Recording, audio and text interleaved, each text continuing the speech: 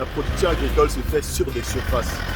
Et aujourd'hui en Afrique, on a l'avantage d'en avoir à profusion. On parle généralement de 60% des terres non exploitées qui se retrouvent en Afrique. Donc, et ce sont des terres fertiles, des terres arables. Et pour les exploiter en réalité, il serait important de le faire avec la technologie, avec intelligence et stratégie. L'idée ici, c'est de ne pas produire pour produire.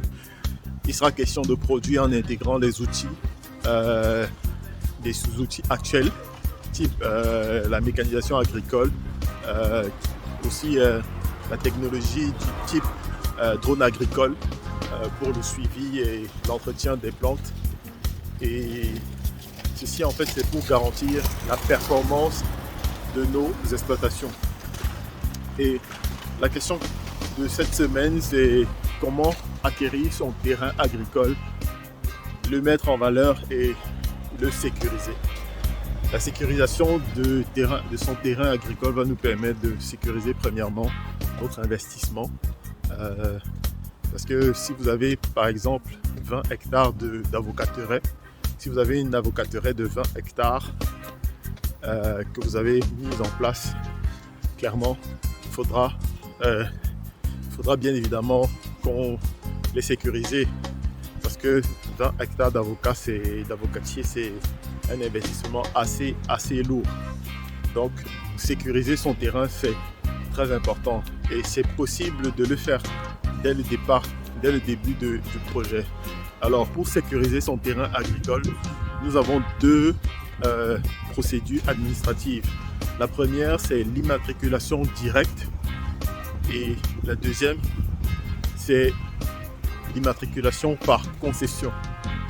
Et pour les personnes qui ont des grandes surfaces, des très grandes superficies, il est recommandé de procéder par une concession, donc une demande de concession.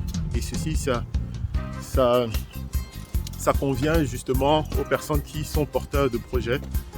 L'idée ici, c'est de faire une demande à l'État de vous octroyer une parcelle qui va vous permettre de pouvoir réellement agir ou bien être un acteur de la production. Donc, c'est une procédure qui se fait en deux étapes.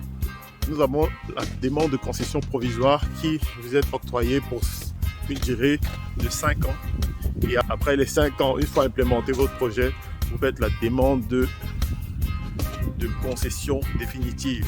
Et pour les locaux, ceci peut se transformer en titre foncier. Et pour les étrangers, elle a une durée de 90 ans.